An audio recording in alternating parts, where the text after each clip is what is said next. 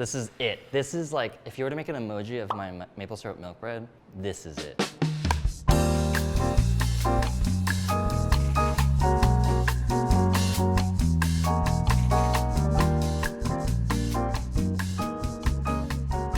My name is Eric Kim.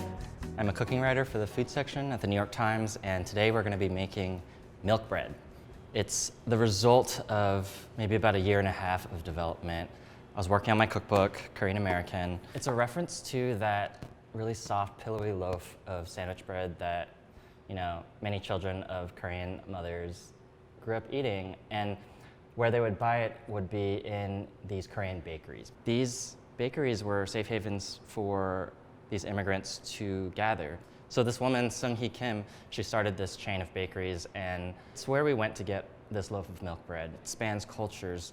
There's Japanese milk bread, there's Korean milk bread, and there's Chinese milk bread, and they all have influences on each other, but this milk bread is not gonna look like the kind of milk bread that you might find at an Asian bakery. It's my milk bread, and you can take comfort in knowing that someone who has never made bread before is the person who developed this recipe, which means you can probably do it too. Okay, so this is the part of the video where I tell you to get a scale. When you have a scale, all you need is one measuring cup. So I just have this one liquid measuring cup that will serve me throughout the whole recipe. And I also want to talk about having one clean kitchen towel. Having like one clean towel that you like wipe is really useful later at the very end when you need to cover the milk bread with a damp cloth. Okay, let's get started. So this first step, the roux or the tangjong, it takes 5 minutes. It takes 5 minutes to do this part. We're gonna just cook some flour and milk together. That's it. The food writer Christina Cho, who has a wonderful cookbook out called Mooncakes and Milk Bread, she describes this roux as concentrated moisture. I'm using like a medium saucepan. Think of this pot as like your magic pot. This is like where everything happens. This is where we're gonna build our batter. I am using my scale to measure out 72 grams of bread flour. And that's about 1/2 cup. But I don't bother to measure because I just look at my scale and I add it and get flour everywhere. As this cooks and as you're whisking constantly, it's gonna really smooth out and turn into mashed potato texture. So it might look like this. This is when you kind of want to take it off the heat and do this. And that's kind of done actually. So the residual heat often cooks it. I like to whisk in the cream to cool it down a little bit. It looks like cottage cheese. If I can do this, so can you. Okay, I'm gonna measure the flour now. With something like bread, where the entire thing is basically flour, you just want to make sure this part is like pretty accurate, you know? So that's why I like using a scale. And so I just add 576 grams of bread flour directly to this pretty warm pot still. And then it will like cool it down completely then after that. And then comes the best part, the maple syrup. So this is your last liquid ingredient.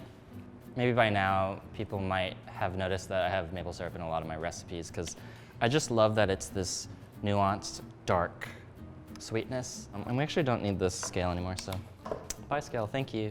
I'll wash you someday. This is the moment I come out of the closet as a Morton coarse kosher salt lover.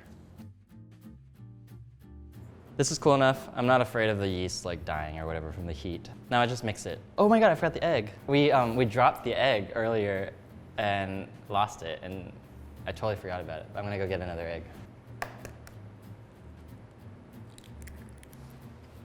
So at this step, all you're doing is incorporating the ingredients together. You don't have to be precious about it. Just maybe mix until you don't see flour anymore. Wow, does that smell incredible?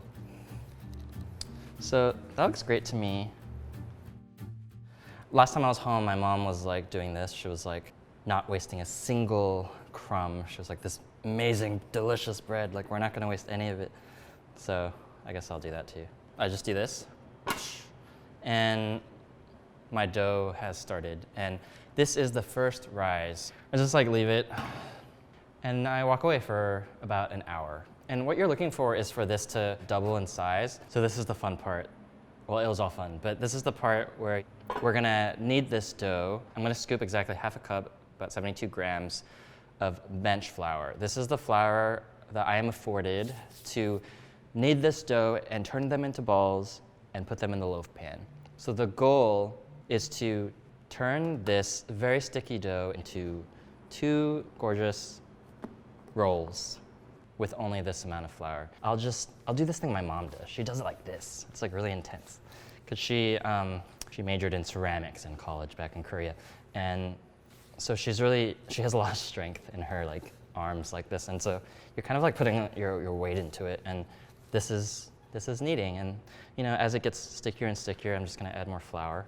Another thing you can do is do it by mixer. So if you did want to not enjoy this part, which is, again, the most fun part, and you just want to like have the mixer do all this kneading for you, you can just you can transfer the first proof dough into the stand mixer, and with the dough hook attachment on low, let it go for like 15 minutes.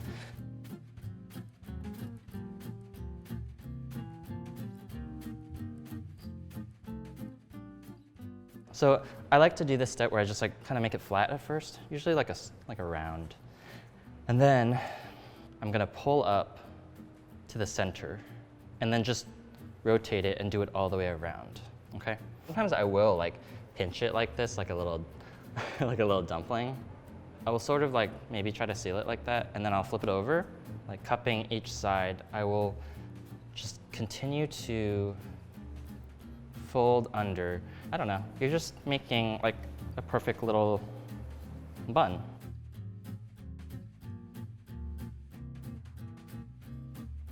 Okay, I'm really happy with these. I'm going to put this into the loaf pan like this. And you sort of like nestle it in, be careful so that, you know, you want to keep that ball shape. And as, you know, the second ball sits, it does get less taut, so you like reform it like that. It's like, that's it, I did it. And so this is finished. Now we're gonna let it do its second rise. Remember this towel that's been here the whole time that I've been using to like, you know, wipe my hands after I wash my hands? Like, it's kind of a little damp from water and nothing else. It's a clean towel. I just do this. Have it hanging somewhere not too cold, but also not too warm. Depending on how warm your kitchen is, this could take anywhere from an hour and a half to 2.5 hours. And that second rise, it looks really cute. It's like, dink. That is what you're looking for. This is very important, the cleanup. Whoever shows you the cleanup. It's been about 2.5 hours. This bread has been proofing. Okay, are you ready for the reveal? So what you're looking for is this. When you slice into it, I call it like a mushroom. It's like that French toast crunch shape. Or just, you know, like a regular, it's like this, but even more like mushroomy, and yeah. And I just think that shape is very satisfying. It's very bready. And it reminds me of Kiki's Delivery Service. So Kiki's Delivery Service is a wonderful movie that I grew up with. And it's this young witch who's going off on her own. She finds this lovely bakery where she gets to stay. And I love that movie because it really glorifies like bakery culture and the Asian bakery. Anyway, that's it. I'm gonna put it in the oven now, finally, I think. And this place is gonna smell incredible.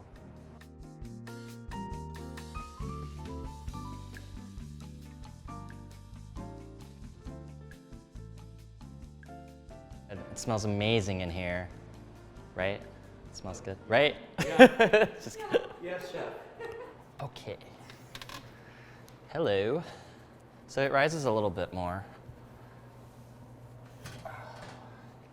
Don't be afraid of a low color. It's supposed to be this brown, this dark.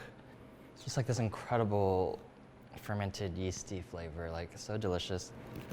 Happy sounds. That's a sign that it is perfectly cooked. Anyway, look for that sound.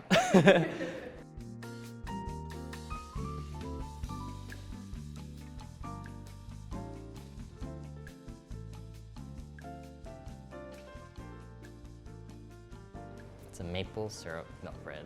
And it's so fragrant and so intoxicatingly good. And I'm gonna slice some and serve it to you guys. You guys get to taste it for the first time. How cute is this? It's just perfect toast shape, right? This looks so cartoonish.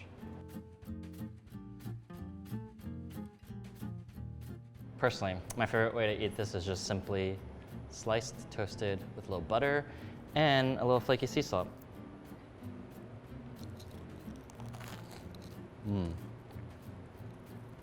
It's so flavorful. The maple flavor is wonderfully sweet. It's like amber gold, like, you know, it tastes the way it looks. Like maple syrup tastes the way it looks. That's why I like it. It's definitely more savory than it is like a dessert. It's not a dessert, but it can be a dessert. My colleague Tejal Rao, our California restaurant critic, she wrote this beautiful piece about indigenous ingredients at Gusto Bread. It's this bakery in Long Beach, California. And I just love this because it describes what bread can be in your life. Because unlike a restaurant, a really great bakery will fold itself into your life in quite an intimate way if you let it. Because you don't just go to a bakery, you also bring it home. I got emotional because I was thinking about the Korean bakeries in Atlanta and like how they are so much more than bakeries. The loaf of bread that you bring home is a document of your past and of your memories. And that's why when people take a bite of food that just suddenly transports them to the past, they burst into tears. You know, it's like, that's why we get so emotional. And it's because it's shocking. Like you rarely have that moment when you're taking a bite of food and you like remember something that you had totally forgotten about. And that's what this bread is to me. It's something you take home with you. Do you guys want to try this?